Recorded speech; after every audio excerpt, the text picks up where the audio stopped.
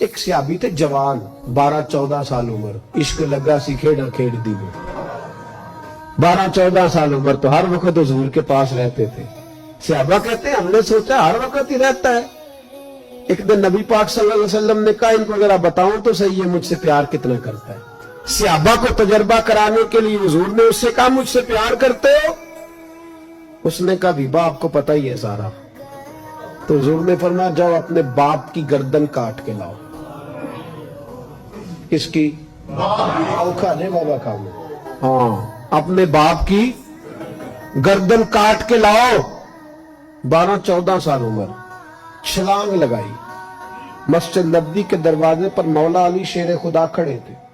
ان کی گردن میں تیر کمان تلوار تھی, کھینچی تلوار. اور جب دوڑے نا جذبات میں تو حضور نے فرمایا اسے پکڑ لاؤ, اس نے سچ مچ کاٹ کے لے آنی ہے, لے آؤ پکڑ. عاشق نزاکت جانتے ہیں. حضرت طلحہ بن برا بیمار ہو گئے. بیمار, دن میں 2 دفعہ میرے نبی تیمارداری کرنے جاتے. 2 دفعہ. اللہ کرے وہ بیماری میں ہی آ جائے. چر ہویا میں نے ترلے لیندیاں, ادھی موڑ میرے ول واگاں. خواب میری وچ ایک وار جاویں میں ساری عمر نہ جاگاں. نبی پاک صلی اللہ علیہ وسلم 2 دفعہ تیمارداری کرنے جاتے. 2 دفعہ دن, 2 دفعہ حضور پتہ لے. ایک دن حضور شام کو گئے, ان کا ماتھا چوما تو حضور کی آنکھوں میں آنسو آ گئے. پھر میرے حبیب پاک نے ان کے والد کو کونے میں بلایا, کوئی بات کہی, باپ بھی رونے لگے. حضور نے پھر پیار کیا, چلے گئے. حضرت طلحہ اپنے ابا جی سے کہنے لگے حضور کیا کہہ کے گئے؟ کہا بیٹے کچھ نہیں. کہا نہیں مجھے بتائیں. کچھ نہیں, رشتہ ہی بڑا نازک, نہیں بتائیں. تو باپ نے سر پہ ہاتھ رکھا, کہا حضور کہہ گئے ہیں تو آج شام کو فوت ہو جائے. اور جب حضور نے کہا جب اس کا انتقال ہو جائے تو مجھے خبر کرنا. والد کو 4 پہ بٹھا کے تو حضرت طلحہ نے ہاتھ پکڑ لیا. عشق تیاگ دو میں ایک برابر, پر عشق دا سیک ودیرا.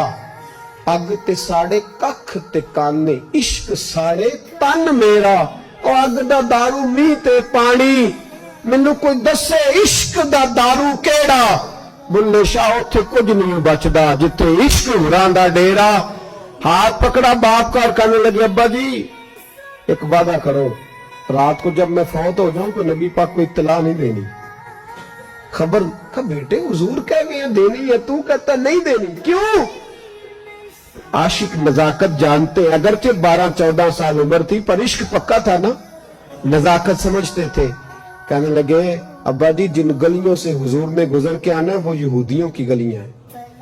ایسا نہ ہو میرے جنازے کی خاطر حضور گزرے اور کوئی میرے نبی کو تکلیف دے دے, اس لیے خبر نہیں کرنی مصطفیٰ کو. آپ جنازہ پڑھ کے دفنا دینا.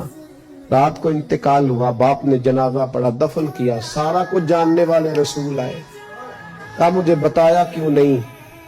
عرض کی محبوبہ, کہتا تھا حضور کو تکلیف نہیں دینی, میری ذات کی خاطر تکلیف نہ دینا, نہ کوئی یہودی تکلیف نہ پہنچا دے. گلیاں یہودیوں کی ہیں, قربان جائیں. ساری دنیا روزہ رسول پہ, اور میرے رسول نے فرمایا مجھے بتاؤ اس کی قبر کہاں ہے.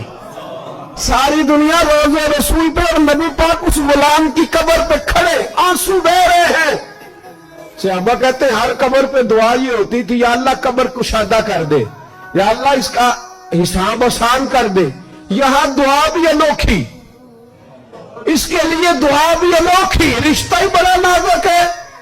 میرے نبی پاک نے دعا بڑی انوکھی فرمائی, کا اے اللہ جب میرے طلحہ کی تیرے ساتھ ملاقات ہو تو ذرا اس سے مسکرا کے ملنا, یہ تیری شان کے لائق ہے, ذرا اس سے مسکرا کے ملنا. کہتے وجد ہو گیا تاری, اس لیے کہ جو رشتہ نبی کا امتی سے ہے اور امت کا رسول سے ہے اس کی نزاکت کو صرف غلام جان سکتے ہیں. غلام جان. میں نے پچھلے جمعے بھی کہا تھا, مجھے ایک شخص کہنے لگے آپ بتیاں لگاتے ہیں, جھنڈیاں لگاتے ہیں. میں نے کہا بس نہیں چلتا, ہم تو تارے بھی لگا دیں, انہیں ہمارا پتہ ہی نہیں. میرا دل کرتا ہے گلی گلی پھروں اور یہ نعرہ لگاؤں, جان ہے عشق مصطفیٰ, روز فضو کرے خدا, جس کو ہو درد کا مزہ, وہ نازے دوا اٹھائے کیوں, اور پھر کے گلی گلی تباہ, ٹھوکریں سب کی کھائے کیوں. اگر دل کو یہ عقل دے خدا تو تیری گلی سے جائیں کیوں.